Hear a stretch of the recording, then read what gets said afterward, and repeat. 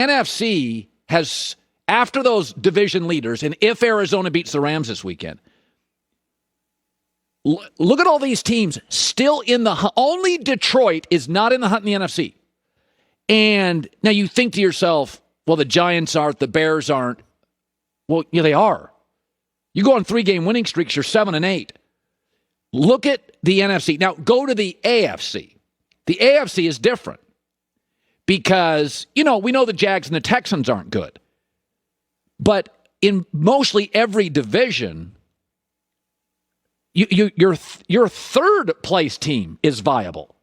Like in the NFC, you have a king, and then it gets the rest of the division. The rest of the NFC is available. But it's so much more competitive in the AFC. I mean, you have teams now, not playoff teams. I think the Colts are really good. I don't think any of those NFC teams outside of the Rams are the only second-place team in the NFC that I would qualify as that's a good team. I can go to a third-place team in the AFC. I mean, I still contend Denver's good. And Bridgewater, who doesn't make a lot of mistakes, they can beat anybody any weekend. And so joining us now, Steve Smith, NFL Network, 16 years, Pro Bowler. All right, Steve. By the way, this is interesting. As a player ages, we had him for a second.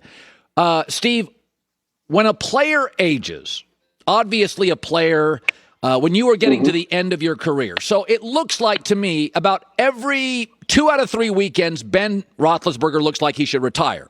But it's interesting. So last weekend he's good, and he does have 5 game-winning drives, Steve, which are tied for the most in the league. And so as you get to that last year, I could see a receiver or quarterback saying, hey, I still got it. I just don't got it every Sunday. When you watch Ben, and maybe go back to your career, it feels like to me 2 out of 3 weekends I feel like he's just too old. And then I looked this morning and I'm like, he's got 5 game-winning drives. What do you do if you're the Steelers with Big Ben? Well, if you're the Steelers with Big Ben, you know what you have is a guy that is aging. That's the facts. Does he bring something to the table? He has 5 game-winning drives, so yes, he does. However, they must, at some point, start to find the guy that can step in. And by doing that, they must have all of their criterias in which they want a new franchise quarterback. And they can't compromise on those standards and criteria they have. They may compromise in he may not be the right height, but you can't compromise in arm strength. Can they process information fast enough when you're playing a AFC North team that has in a division where the Baltimore Ravens, where they have Wink Martindale, who's going to blitz you. He's going to line up everybody at the line of scrimmage and then bail out. So how a quarterback processes information, you can't fudge that. Yeah. And you have to look at the guy, whoever will replace Ben next year, that person must be the same criteria in which how they choose coaches. Yeah. Coach Tomlin has been there for 15 years because they saw something in him at a young age that says he will be able to endure the test of time. Right. And that's what we're seeing with Coach Tomlin. And you need to find that in your franchise quarterback. And somebody listening to this could say, well, Steve, that's easy to say. Absolutely. It is easy to say. But that's the dilemma they're in. They can't compromise because if they do, they find themselves like the Carolina Panthers, my hometown team, where you're trying to figure it out. You have 3 guys now who all have good attributes, but their deficiencies are glaring. Yes. So glaring that an offensive coordinator has kind of been exposed and also relieved of his duties because his system doesn't fit the player. Right. Yeah. It is interesting. The AFC is so jammed, so close that the Steelers play tonight, and if I said to you, Ravens, Steelers, Bengals, Browns, if I said to you this morning, and there's not a right answer maybe on this, Baltimore feels like the best team to me. Who feels like in that, because right now they could all win it, and they could all finish fourth. And the Steelers tonight, it feels like a massive game for Pittsburgh tonight. Yeah. It is. Who's the best team in your opinion in that division, and why? See, here's the answer, and I'm not avoiding it, but this is something that you have to think about, which I've been looking at, and I have my paper here because I'm sitting here. I'm nervous for Pittsburgh, and here's why. The remaining schedule they have, obviously the Vikings tonight that I'm doing. Then they have the Titans, who, whether Derrick Henry is there, they're going to run the ball. You have the Chiefs. That's a track meet. So that's going to be a big game. Then you have the Browns.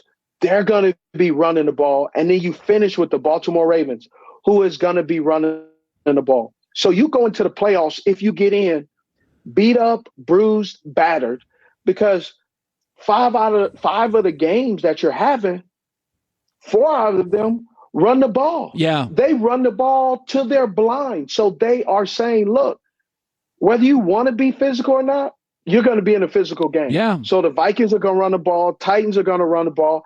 Then you get the flag football game with the Kansas City Chiefs and all that speed. And then you're back to the mini car crashes with the Browns. Yeah. Then you're back with the big mini car crash and the emotional high that you have to deal with the Steelers and the Ravens, like you saw. So to have all these games that literally are going to go down to the wire because of how much they possess the ball and run it, it's going to be emotional game, physical game, and you're supposed to be going into playoffs feeling excited and taking a level up where you've had literally 4 playoff games, and now you got to have a 5th, which is the actual playoffs. I kind of see this as a no-win for the Pittsburgh Steelers. Yeah. Even if they get in the playoffs, some things are going to show that they just emotionally will not be able to withstand and sustain that type of physical gameplay at the end of the season. No, it's fair. By the way, so you're studying for this game, NFL Network. So they play the Vikings, and it's interesting. Like sometimes you just know it's time to fire a coach.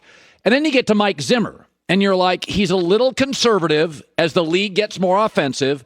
He doesn't have great relationships with players, but I never feel like Minnesota's losing because they have a bad coach. But if they lose tonight, Steve, I could argue he's on the hottest seat outside of Matt Nagy in the NFL. When you look at the Vikings, is it time to inject? I mean, I loved Andy Reid, but I understood Philadelphia going, we just need new juice. Yes. Pete Carroll's great. I think Seattle needs a new voice. If Mike Zimmer loses tonight, is it kind of time for a new voice? I don't know if it's time for a new voice, but it certainly seems like things as planned when you have a guy like a defensive coordinator who was brought there to improve the defense, and the defense has not improved. Yeah. Right? That's like hiring a caterer to cater a big event, and they bring chicken fingers for Chick-fil-A. That's tough. That's tough. Like, all you getting is nuggets? Man, I understand you're bringing me the Polynesian sauce, and I love it. But I got some different folks here. They want some, they want some calamari. They want some different things, and you're bringing finger foods with steak prices. Yeah, that doesn't vote well for the paying customer called the fans. Yeah, they have an expectation. And the other part that I don't like is Kirk Cousins being blamed for not playing well. He's playing well. Yeah. This defense is letting them down. Yeah. And so now Kirk Cousins could play better. Well, how much better do you want a guy to play when he's a tier 2 quarterback with tier 1 statistics? Yeah. Yeah, no. Listen, I don't disagree on this. Kirk Cousins is not the issue. This is my problem with Pete Carroll in Seattle. It's a defensive coach. And the trend for both defenses is down. When Kingsbury goes to Arizona, the trend for the offense goes up. So I totally agree with you on this, is that the head coach, his side of the ball can never be the liability. If you're Sean McVay, I can't be losing because of the offense. If I'm losing because of you shouldn't be. That's right. You shouldn't be. By the way, all these young receivers out there, you're going to see Justin Jefferson, Chase Claypool. I mean, there's a lot of them in tonight's game. If there was one receiver in the NFL